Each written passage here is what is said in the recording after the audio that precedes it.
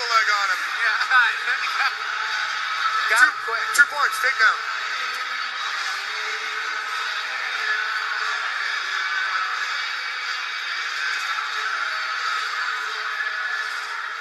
And fighting out of the red corner, he represents Kip's Basement. He weighed in at 185 pounds. His record also perfect at 3 wins versus 0 losses.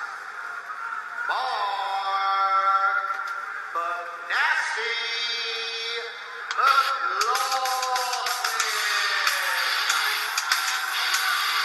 And John, here comes Mark the Nasty Mclaughlin, tournament out of our very own Kip Kolar's basement. I'm very familiar with it out in Marlboro. How about yourself? I'm pumped for this fight. I don't really know too much about either of these guys. What can you tell us about Mclaughlin here? What I can tell you about Mclaughlin is training out of Kip, great cardio. That's the number one thing. Every day at Kip's, at least 30, 45 minutes of cardio to start on every single practice. Then they're going to move right into jiu-jitsu training. He's really going to be more of a ground guy as well as Mclaughlin. I've trained with Mark many times. Mark has a great ground game, fantastic submissions. He's got a very tight guard. Mark looks to be a little, maybe the smaller guy here from where he is. He may be smaller height-wise, but I'll tell you what, this is a really strong guy. Mclaughlin is one of the strongest guys I've ever rolled with, one of the strongest guys I've ever actually had the pleasure of doing jiu-jitsu with. Well, let's see what happens here. Are you looking for him to shoot here? Mclaughlin, as far as I know, doesn't have the best wrestling background, but as well as you know, you can learn it, you can pick it up, and the guy, as far as coming out of Southern mixed martial arts with the rubber guard, as you call it, as I know it as the rubber guard, this is more of a guy who's going to be looking to be on the bottom, but as I can see, Gagliardi's a bigger guy. He looks like a stronger guy, looks like a guy who's been in the gym a little bit more than Mark. Yeah, definitely looks a little bit bigger, but that's why we fight the fights. Let's see what happens. And Mark's a great guy. He's a fantastic guy. He's one of those guys who'll pull you aside, show your techniques, very humble. He's the type of guy who's going to work with you, he's going to teach you, he's going to make sure you know what you're doing.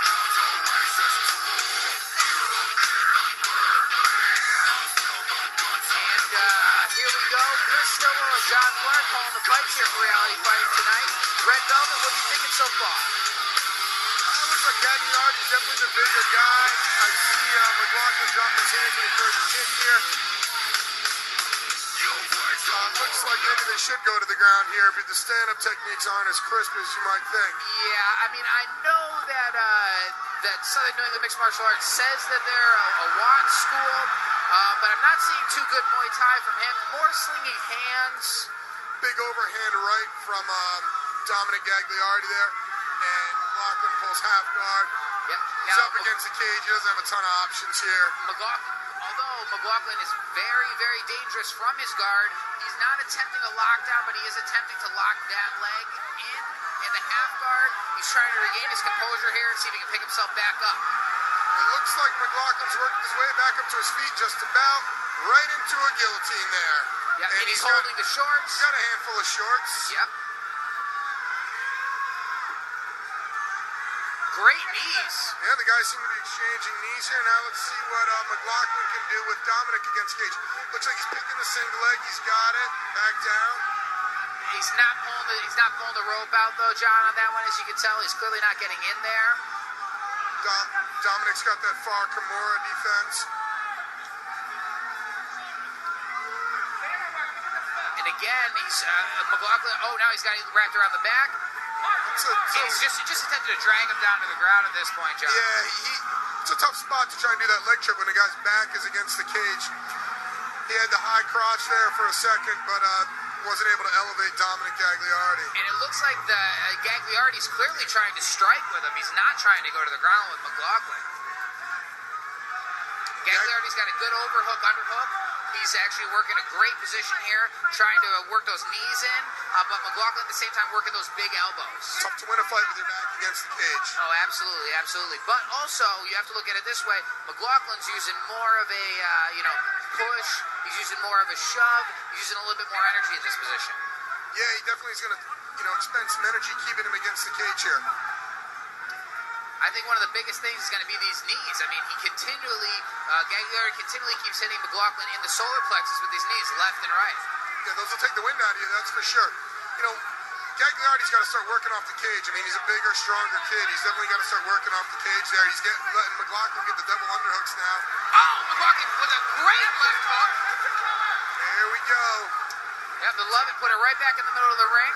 McLaughlin's mouth is wide open. I'd be looking for that jaw if I was Gagliardi. And I think Gagliardi is going to try to, it just doesn't look like he has the necessary technique to be able to come in there and really get those straight punches right up the pipe. Oh, hit him with a great right hand. He was winging it, but he hit him with it, John. And then he right knee to the face. Oh. McLaughlin's in a ton of trouble here. Yeah. Again, McLaughlin recovers into the half guard. Gagliardi, being the bigger fighter, though, is really imposing that strength. Yep, but McLaughlin's doing the right thing by trying to control the right arm of McLaughlin and gets it free now. You got to move from here. You can't just lay still in a bottom half guard position in an MMA fight. This isn't a jiu-jitsu or grappling tournament. No, absolutely not. You don't have 7 or 8 minutes to be able to get a finish. You have to get it done within 5. No, you got to get moving here. Absolutely. Now, this is one of the best parts about working with a cage as compared to a ring here, is that in this situation, these guys are allowed to continue fighting. They're able to keep going and able to keep working as compared to having to stop, move it back to the middle, and realign. It looks like McLaughlin's digging a Kimura. I can't tell from our angle exactly how close he could be over there. Well, he's got a great wrap on the leg. Gagliardi's coming in with the hands. Yeah, to me, I can't really tell from this angle that we've currently got. Looks like he's trying to play a variation of the knee shield, and he just got mounted because didn't do a very good job. Oh, and he gave him his back there, and then immediately This is gave gonna him be the a choke. wrap. That's pretty. That looks like it's pretty much it. Gagliardi's got a tight. That's it. That's it. Gagliardi's pumped. He's got to watch out for the mat over here. That's where he fell down before. It seems to be the only thing that actually got Gagliardi hurt in this fight was the mat. And he just donated his mouthpiece to the crowd. That's a nice souvenir for somebody to take home from out. Yeah. So we're going to take a look at this replay. Gagliardi puts the left up, wings a right hand, and just catches him with it. Not too much technique, but great power. At this point, he throws a right knee, strikes him again with another right hand, hits him in the back of the head. At that point, Mclaughlin was out of it, attempting to recover.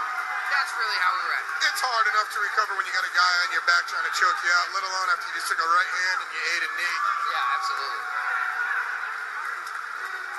You know, one of the biggest things about jiu-jitsu and mixed martial arts is just combining the striking in with that jiu-jitsu, you know?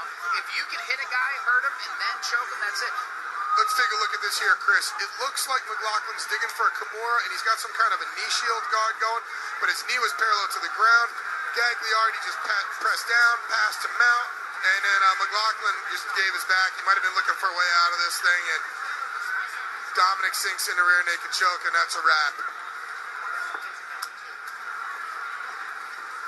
Your winner at 4 minutes, 21 seconds of the first round by rear naked choke out of the blue corner, Domenic Gagliardi.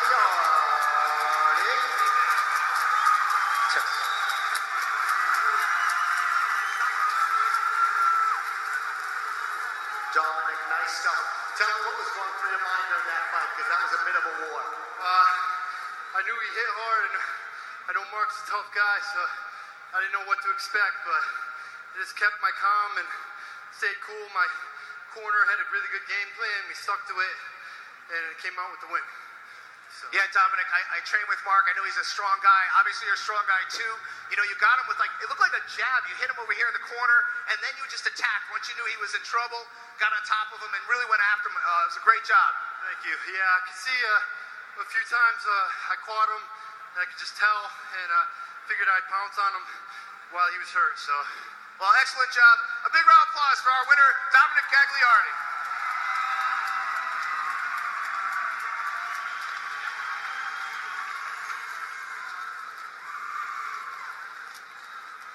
So, John, we're going to take a look at this replay here. He puts the hand up and throws that left. It was just the old school, you know, to make you look, pretty much. Yeah, man, he barreled into him with a right hand and then a right knee, and then he looked to take his head off with another right hand. I tell you, could use a lesson in boxing defense in there tonight. Absolutely.